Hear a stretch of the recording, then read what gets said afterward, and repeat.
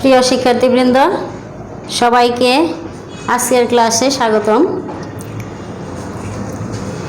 আজকে হচ্ছে অষ্টম শ্রেণী বিজ্ঞান চতুর্থ অধ্যায়। আমি এর আগে ক্লাস নিয়েছি নিষিক্তকরণ, তারই আরেক অংশ ফলের উৎপত্তি।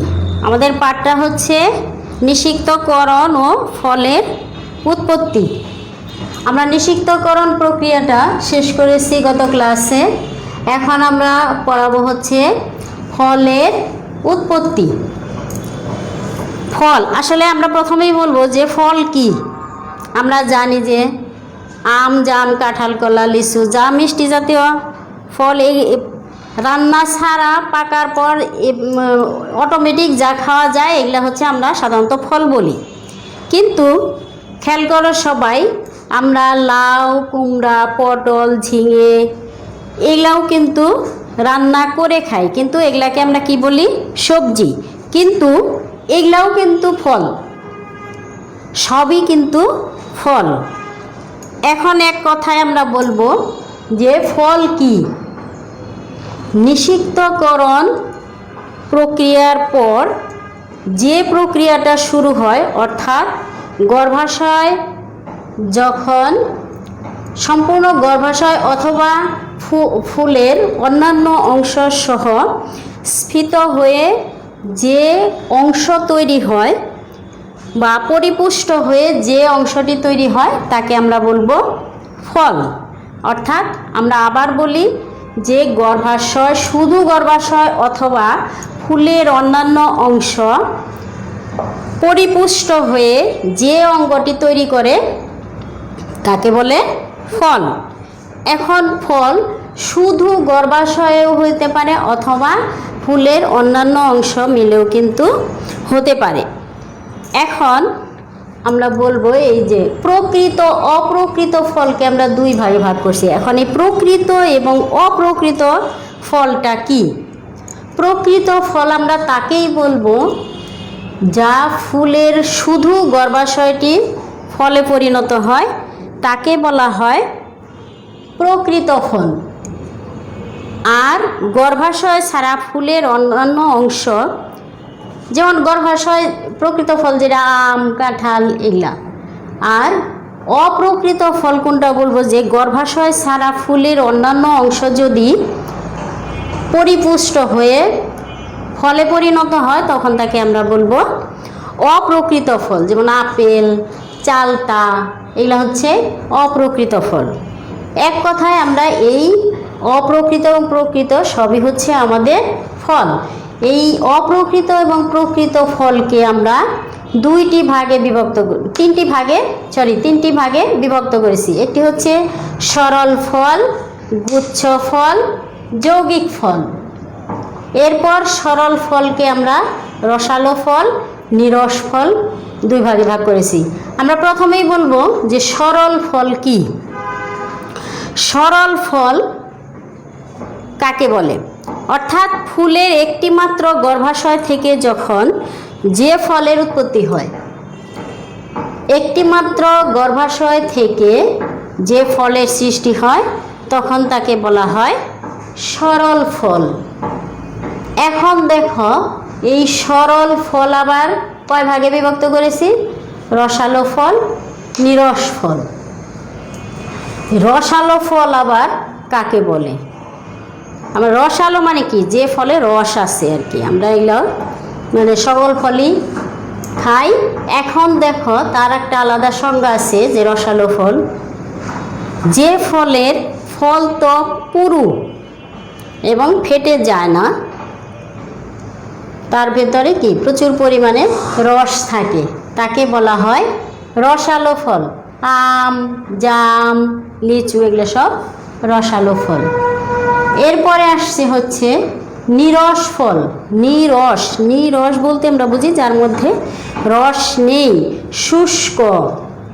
যে ফলে ত্বক শুষ্ক এবং আপনা আপনি ফেটে যায় তাকে বলা হয় নিরস ফল। অর্থাৎ ত্বক পাতলা থাকে, শুষ্ক থাকে, একা একাই ফেটে যায়, তাকে বলা হয় নিরস ফল। যেমন আমাদের কি ঢেঁড়স, ঢেঁড়স পাকার পরে একাই কিন্তু ফেটে যায়। তারপরে সরিষা, মেহগনির ফল বা বীজ যেটা আমরা বলি, একাই কিন্তু ফাল্গুন চৈত্র মাসে দেখা যায় ঠাস ঠাস করে একেবারে ফেটে বীজগুলো বের হয়ে আসে। এগুলো হচ্ছে নিরস ফল। এরপরে দেখো আমরা সরল ফলটা কিন্তু সম্পূর্ণ আলোচনা করলাম। সরল ফল দুই ভাগে বিভক্ত, রসালো ফল, নিরস ফল। এবার হচ্ছে গুচ্ছ ফল। গুচ্ছ শুনেই কিন্তু আমরা বুঝি যে গুচ্ছ ফল কি। আমি অবশ্য ফলটা এনেছিলাম, পড়ে গেছে। গুচ্ছ বলতে একসাথে অনেকগুলা ফল গুচ্ছাকারে থাকে। তখন এগুলা দেখলেই আমরা, যেমন আঙ্গুর ঝোলানো থাকে, তারপরে নয়নতারা, একসাথে এই ফলগুলা গুচ্ছাকারে থাকে। অর্থাৎ ফুলের, যেমন আমরা পুষ্পমঞ্জরি পড়াইছিলাম এর আগের ক্লাসে, যে পুষ্পমঞ্জরির সকল পুষ্প মানে ওই ফুলগুলার মানে অনিয়ত নিয়ত এগুলা কিন্তু আমরা এর অনেক আগের ক্লাসে পড়িয়েছি। যে এই যে ফুলগুলো একসাথে থাকে, প্রত্যেকটা ফুলের গর্ভাশয়ই ফলে পরিণত হয়, এই কারণে ফলগুলা কি গুচ্ছাকারে থাকে, এইভাবে ঝোলানো গুচ্ছাকারে থাকে। এইখানে অনেকগুলো ফল ছিল, পড়ে গেছে, এইখানে এইভাবে গুচ্ছাকারে থাকে। এগুলো হচ্ছে তাকে বলা হয় কি গুচ্ছ ফল। আর যৌগিক ফল, তারপরে আমাদের কি আছে যৌগিক ফল। যৌগিক, যৌগিক বললে আমাদের মনে হয় অনেকগুলার সমন্বয়, অনেকগুলা ফলের সমন্বয়ে একটা তৈরি হয়, এইরকম মনে হয়। অর্থাৎ যৌগিক মানে কি, অনেক, এর মধ্যে আরও অনেকগুলা কিছু আছে। তো এখন দেখো যৌগিক ফল কাকে বলে। অর্থাৎ একটি মঞ্জুরির সম্পূর্ণ অংশ ফল। মঞ্জুরি বলতে আমরা কি বুঝি, যেখানে অনেকগুলা ফুল থাকে তাকে বলা হয় মঞ্জুরি। যেখানে অনেকগুলা মানে মঞ্জুরি একসাথে একটি ফল তৈরি করে তাকে বলা হয় যৌগিক ফল। অনেকগুলা মঞ্জুরি যখন একত্রে একটি ফলে পরিণত হয় তখন তাকে বলা হয় যৌগিক ফল। যেমন আমরা উদাহরণ শুনলে আর বুঝবো, যেমন কাঁঠাল, আনারস, হ্যাঁ, এগুলো হচ্ছে যৌগিক ফল। তার কারণ দেখবা যে কাঁঠাল যখন মানে বের হয় তখন কিন্তু আমরা যখন ছোটো কাঁঠাল দেখি তখন কিন্তু কাঁঠালের উপরে এরকম একটি কাভার থাকে, দুইটি কাভার দিয়ে ঢাকা থাকে। এটা মনে করো কি কাঁঠাল, এইখানে কিন্তু একটি কাভার দিয়ে প্রথমে যখন বের হয় তখন কিন্তু সবুজ রঙের থাকে, তারপর কি হয় এটা আস্তে আস্তে হলুদ হয়ে পড়ে যায়, তারপরে কাঁঠালটা ছোট্ট একটি কাঁঠাল বের হয়ে আসে। এই যে কাভার দিয়ে ঢাকা, এই কাভার দিয়ে ঢাকা এইটাকে তখন ফুল বা কুঁড়ি বলা হয়। অর্থাৎ এই সম্পূর্ণটাই তখন কিন্তু ফুল। তার মধ্যে দেখবা যে হলুদ হলুদ ছোট ছোট লোমের মতো দেখা যায়, এইগুলোই কিন্তু ফুল। এই যে মঞ্জুরি একসাথে অনেকগুলা ফুল, এই যে এই ফুলগুলাই হচ্ছে একেই বলা হয়, মানে অনেকগুলা মঞ্জুরি যখন একত্র হয়ে একটি ফলে পরিণত হয় তখন তাকে বলা হয় যৌগিক ফল। বুঝতে পারছো সবাই? একে বলা হয় যৌগিক ফল। কাঁঠাল, আনারস এগুলো হচ্ছে যৌগিক ফল। এখন আমরা কি বললাম যে এই ফলের উৎপত্তি সম্বন্ধে কিন্তু আমরা বিস্তারিত আলোচনা করলাম। তোমরা বইয়ে সব কিছুই মানে পাবে।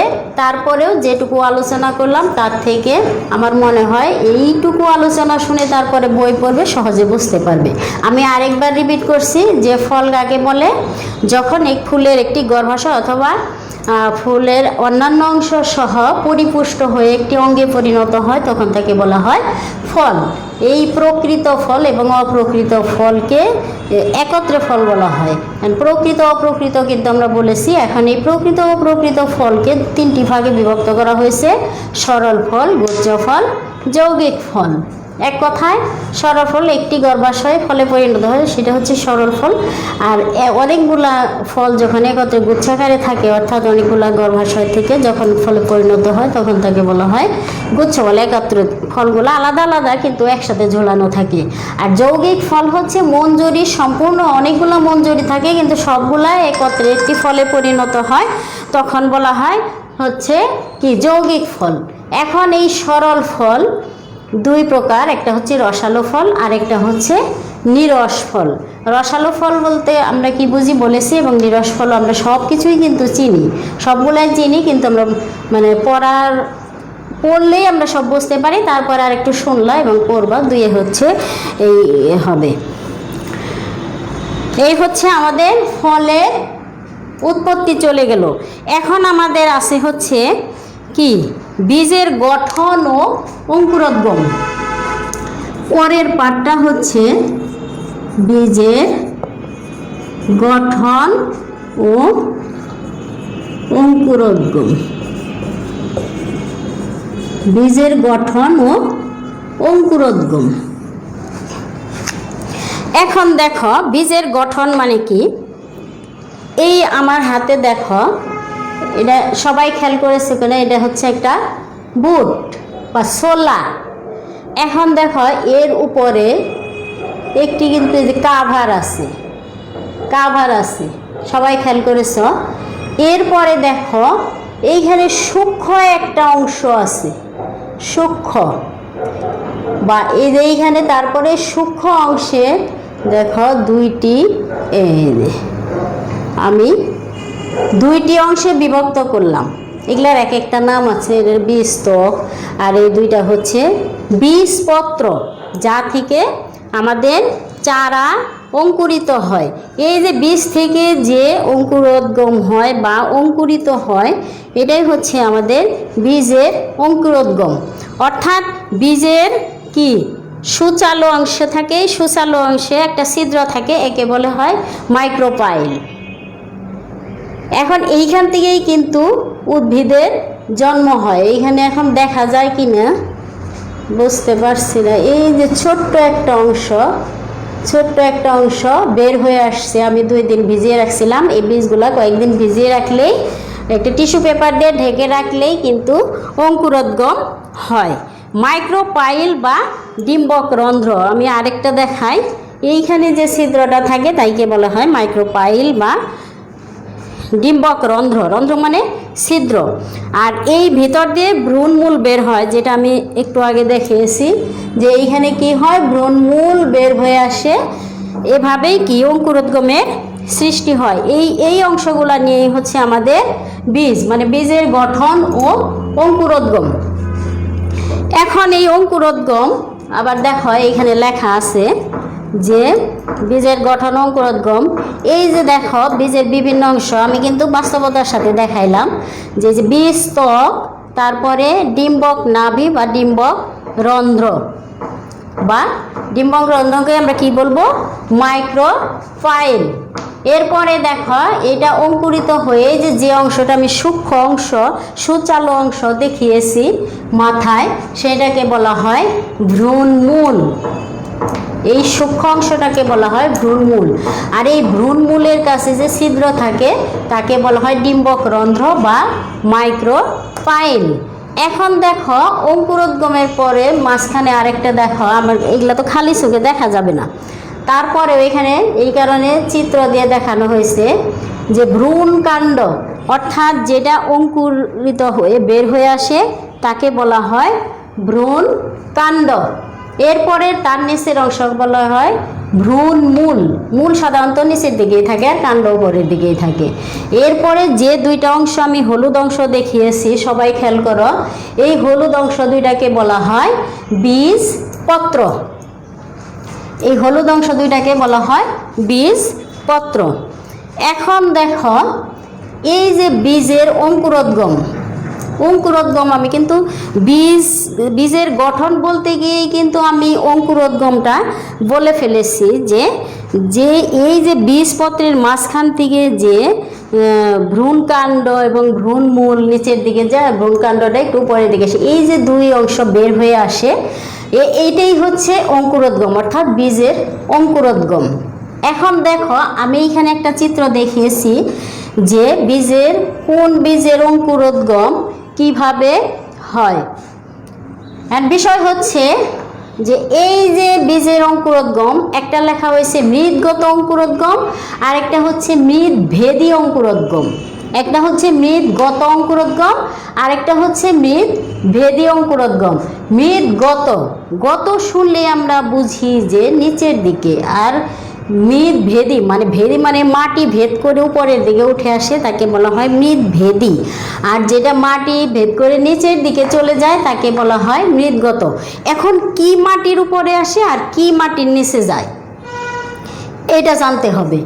এখন এইখানে দেখো মৃদগত অঙ্কুরোদ্গম যেটা, এই যে আমি ছোলা বা এটা দেখিয়েছে, এই ছোলাটা যখন মানে মাটিতে পোতার পরে দেখা যাবে যে এই যে দুইটা বীজপত্র আমি দেখালাম, এই বীজপত্র দুইটা মাটির নিচে থাকবে, মানে বাইরে বের হয়ে আসবে না, এইটাই দেখানো হয়েছে। এটা মাটির নিচের অংশ, অর্থাৎ এই যে বীজপত্র দুটো কিন্তু মাটির নিচেই চলে গেছে। উপরে কি আসছে, এই যে ভ্রূণ কাণ্ড, যেটা ওই যে আমরা সাদা সাদা অংশ দেখে উপরের দিকে বের হয়ে আসে, এই ভ্রূণ কাণ্ডটা হচ্ছে মাটির উপরে চলে আসে, এটা একটা উদ্ভিদের সৃষ্টি করে। আর এই যে যে দুটো বীজপত্র আমি দেখালাম, এই বীজপত্র দুটো মাটির নিচেই থেকে যায়, এবং ভ্রূণমূল তো অবশ্যই মাটির নিচে থাকবে। এরপরে দেখো এইটা আস্তে আস্তে কি হয়েছে, উপরের দিকে চলে গেছে। এই যে উপরের দিকে চলে যাওয়ায় এই যে বীজের উপরে অর্থাৎ ভ্রূণকাণ্ডের নিচের অংশকে বলা হয় বীজপত্রাবকাণ্ড, বীজপত্রাধিকাণ্ড। শুনতে পারছো কিনা জানি না, বীজপত্রাধিকাণ্ড। অর্থাৎ এই যে ভ্রূণ কাণ্ডটা উপরের দিকে গেছে তার নিচের অংশকেই বলা হয় বীজপত্রাধিকাণ্ড। এরপরে দেখো আস্তে আস্তে আর মানে ভ্রূণের অর্থাৎ যেটা আমরা বলবো যে ভ্রূণমূল, এটা নিচের দিকে চলে যাবে। এই যে এখানে ইন্ডিকেট করা আছে ভ্রূণমূল। আর এই যে একটা চিত্র দেখেছি, যেমন লাউ বীজ, দেখো তোমরা, আমি একটা নিয়ে এসেছি, এই যে লাউ বীজটা দেখো। এখন এই লাউ বীজটা যদি আমি মাটিতে পুঁতে দেই তাহলে দেখবা যে এই যে বীজপত্র, আমি কিন্তু বীজপত্র তোমাদের দেখিয়েছি যে এই যে দুইটা অংশ, এই খোসাটা বা বীজত্বকটা সরিয়ে ফেললে আমাদের দুইটা অংশ বের হয়। এই দুইটা অংশ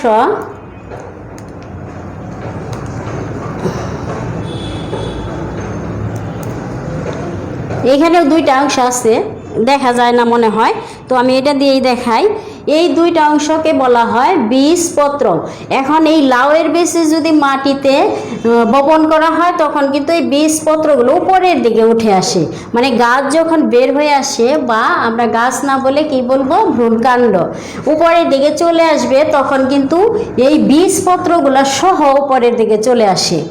এই যে বীজপত্র উপরের দিকে চলে আসে, এই উপরের দিকে চলে আসাকেই বলা হয় মৃদভেদী অঙ্কুরোদ্গম। মৃদভেদী মানে মাটি ভেদ করে বীজপত্র উপরে চলে আসে, এইটাই হচ্ছে আমাদের মৃদভেদী অঙ্কুরোদ্গম, অর্থাৎ বীজপত্র সহ উপরের দিকে এই ভ্রূণকাণ্ডটা চলে আসে।